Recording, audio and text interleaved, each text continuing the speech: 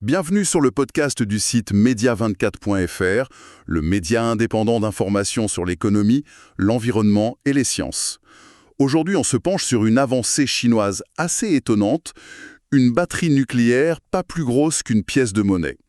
Et la promesse, c'est 50 ans d'autonomie, sans recharge. Pour décrypter tout ça, nous accueillons notre spécialiste des sciences. Bonjour. Alors, cette idée d'une batterie nucléaire miniature, pourquoi maintenant?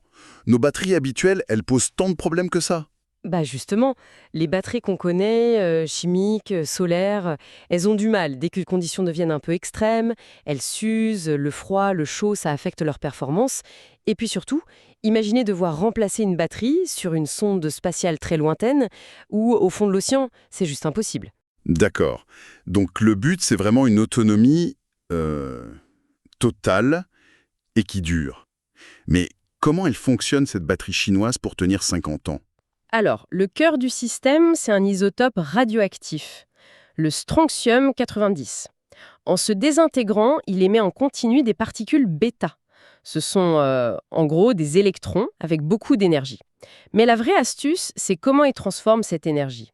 C'est pas comme les anciens systèmes nucléaires qui utilisaient la chaleur, là c'est différent. C'est-à-dire, qu'est-ce qu'ils font de ces particules bêta? Eh bien, ces particules viennent frapper un matériau très spécifique, un cristal qu'on appelle scintillateur, le GAG, ce pour les intimes. Et ce cristal, il a une propriété intéressante. Il transforme cette radiation, qui est invisible, en lumière visible. C'est ça l'étape clé. Ah oui, de la radiation à la lumière. Exactement.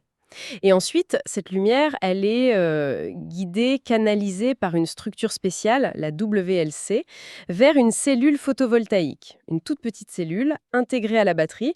En gros, c'est comme un mini panneau solaire interne, mais qui serait alimenté par la lumière venant de la radioactivité, pas du soleil. Le tout sans aucune pièce mobile. C'est ingénieux comme approche, transformer la radiation en lumière pour faire de l'électricité. Et concrètement, en termes de performance, ça donne quoi? C'est 50 ans, c'est vérifié? Alors, d'après les chercheurs, oui, les simulations d'irradiation confirment cette durée de vie de 50 ans. Et avec une perte d'efficacité assez faible, moins de 14% sur toute la période.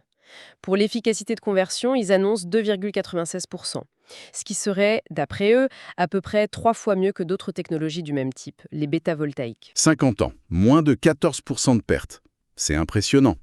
Mais la puissance délivrée, est-ce que c'est suffisant pour alimenter des appareils courants? Bon, là, il faut être clair. La puissance d'un seul petit module, c'est très faible. 48,9 microwatts. C'est minuscule. Mais on peut les assembler. En mettant plusieurs modules ensemble, ils atteignent 3,17 milliwatts. Alors, non, ça ne fera pas tourner un smartphone. Mais c'est parfait pour des choses qui consomment très peu. Comme quoi, par exemple? Quel type d'appareil? On pense aux capteurs autonomes, aux montres connectées, très basse consommation, peut-être des stimulateurs cardiaques nouvelle génération, ou des petits équipements de surveillance. Justement, les applications envisagées. Où est-ce que cette technologie pourrait vraiment faire la différence? Principalement là où on ne peut pas intervenir.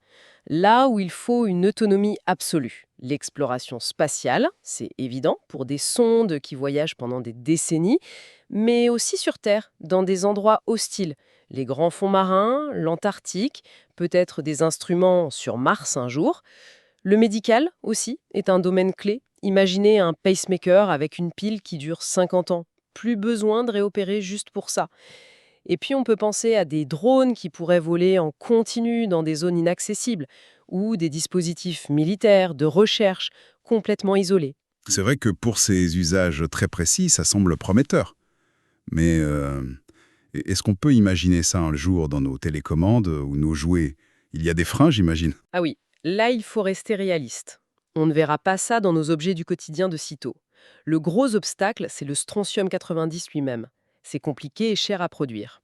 Et puis c'est radioactif, donc ça demande d'énormes précautions pour la manipulation, le blindage, et il n'y en a pas des quantités illimitées non plus. Donc non, cette technologie, pour l'instant, elle reste vraiment pour des niches. Des applications à très haute valeur ajoutée où cette autonomie extrême justifie les contraintes et le coût. D'accord. Et cette recherche sur les batteries nucléaires longue durée, La Chine est seule sur ce créneau ou... Non, non, loin de là. C'est même on commence à s'est marqué.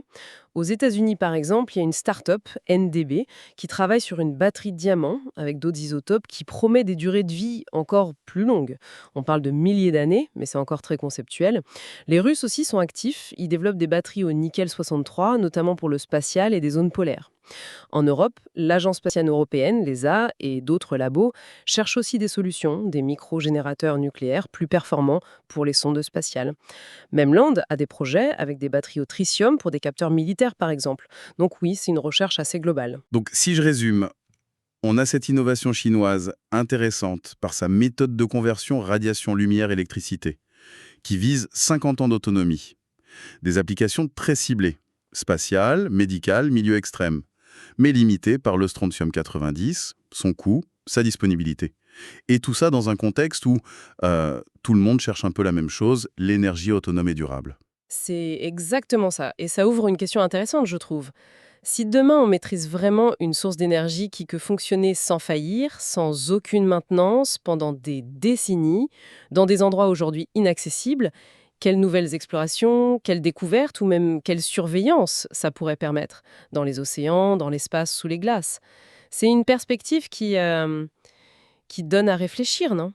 Une question ouverte pour terminer. Merci pour votre écoute et retrouvez plus d'actualités sur media24.fr.